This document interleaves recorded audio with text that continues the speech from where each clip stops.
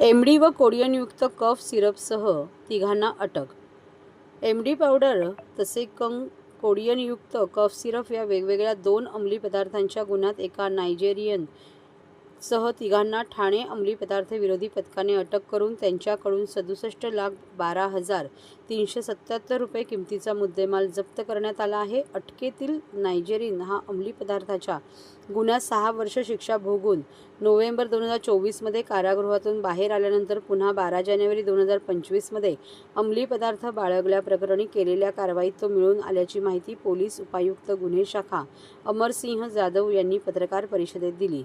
मुंबई मस्जिद बंदर रोड येथील जॉन जेम्स फ्रान्सिस उर्फ ओनाह चिडोझी एलथबर्ट उर्फ जॉन झिग्जुआ फ्रान्सिस 45 या नायजेरियनला शील्ड टायगर देसाई नाका येथे केलेल्या कारवाईत अटक केली. त्यांच्याकडून 66,18,000 रुपये किमतीचे 661.8 ग्रॅम वजनाची एमडी पावडर मिळून आली. या प्रकरणी शील्ड टायगर पोलीस ठाण्यात गुन्हा दाखल करून त्याला अटक करण्यात आली. तसेच येत्या 17 जानेवारीपर्यंत त्याला पोलीस कोठडीत ठेवण्याचे आदेश न्यायालयाने दिले आहे. तर त्याच्या विरोधात बांद्रा पोलीस ठाण्यात गुन्हा दाखल असून अंमली विरोधी पदार्थांच्या गुन्ह्यात तो 6 वर्ष शिक्षा भोगून बाहेर आलेला आहे. तसेच दुसऱ्या कारवाईत कोनगाव परिसरात कोडियनयुक्त कफ सिरपच्या एकूण 467 बाटल्या विक्री करताना बेकायदेशीरपणे कब्जा बाळगणाऱ्या भिवंडीतील नौशाद अन्सार अहमद शेख 55 आणि मोहम्मद तौकीर फारुख अन्सारी 24 या दोघांना अटक करण्यात आली आहे. जप्त केलेल्या बाटल्यांची किंमत 87,777 रुपये इतकी असल्याची माहिती पोलिसांनी दिली. या प्रकरणी कोनगाव पोलीस ठाण्यामध्ये गुन्हा दाखल करण्यात आला आहे. तर अटकेतील नौशाद याच्यावर यापूर्वीही NDPS कायद्याअंतर्गत शांतीनगर पोलीस ठाण्यात गुन्हा दाखल आहे.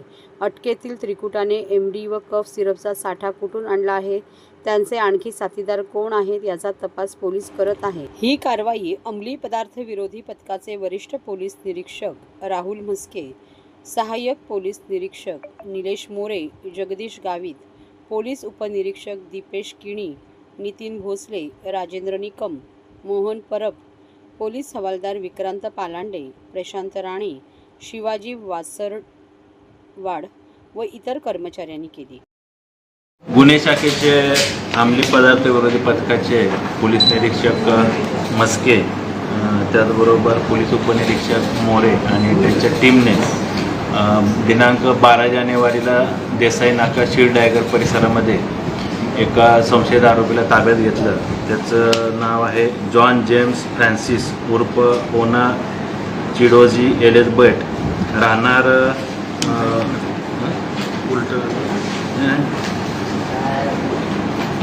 राहणार मस्जिद बंदर मुंबई आणि मूळ राहणार आहे नायजेरियन.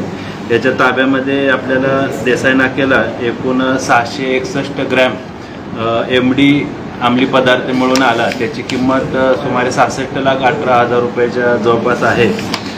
या आरोपीवर यापूर्वी बांद्रा मुंबई येथे NDPS अंमली पदार्थ विरोधी कायद्यान्वये तसेच खोटा पासपोर्टच्या अनुषंगानं गुन्हा दाखल आहे. सदर आरोपी हा सध्या पोलीस कस्टडीत असून त्याचा पोलीस कस्टडी रिमांड हा दिनांक 17 जानेवारीपर्यंत आहे. सदर गुन्ह्यामध्ये या आरोपीनं अंमली पदार्थ कुठून आणले, त्याचबरोबर या गुन्ह्यामध्ये त्याच्यासोबत आणखीन कोण सहभागी आहे, कोण आरोपींचा याच्यामध्ये सहभाग आहे आणि इथं ठाणे परिसरामध्ये किंवा शील्ड टायगर परिसरामध्ये तो अंमली पदार्थ तो कुणाला विकणार होता किंवा कुणाला पुढे सप्लाय करणार होता, देणार होता, त्या अनुषंगानं पोलीस अधिक तपास करत आहे. सर, कोडिनयुक्त कप सिरप पण पकडण्यात आलेला आहे. त्याबद्दल काय सांगा? दिनांक 9 जानेवारीला गोवेनाका कोनगाव भिवंडी येथे 2 संशयित आरोपी ताब्यात घेण्यात आले. एक नौशाद शेख आणि मोहम्मद अन्सारी यांच्याकडून जवळपास 467 कोडिन फॉस्फेट युक्त रसायनाच्या औषधाच्या बाटल्या मिळून आल्या. त्याच्यामध्ये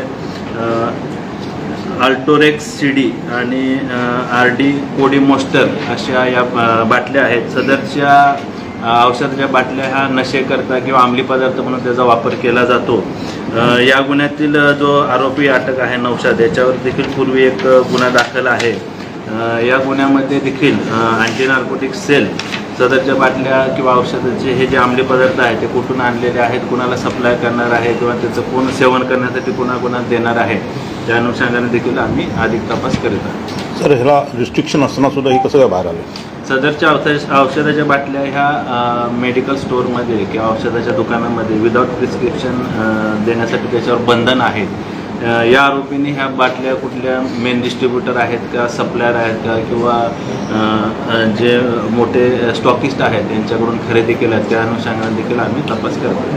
तर कशा प्रकारे हा कप सिरपचा वापर करतो अंमली पदार्थ म्हणून? सदरचं कप सिरप हे नशा करण्यासाठी किंवा अंमली पदार्थ म्हणून त्याचा वापर केला जातो. हे डायरेक्टली कंझ्युम केलं जातं किंवा सेवन केलं जातं, ज्याच्यामुळे कोडिन फॉस्फेट या रसायनामुळं त्याचा परिणाम शरीरावर आणि मेंदूवर होऊन नशा त्याच्यामध्ये भाव येतो. सर अजून आरोपी ह्याच्यामध्ये सापडण्याची शक्यता आहे? अजून यांच्यासोबत कोण आरोपी आहेत किंवा कोण याच्यामध्ये सामील आहेत त्याचा देखील तपास अंमली पदार्थ विरोधी पथक करत आहे.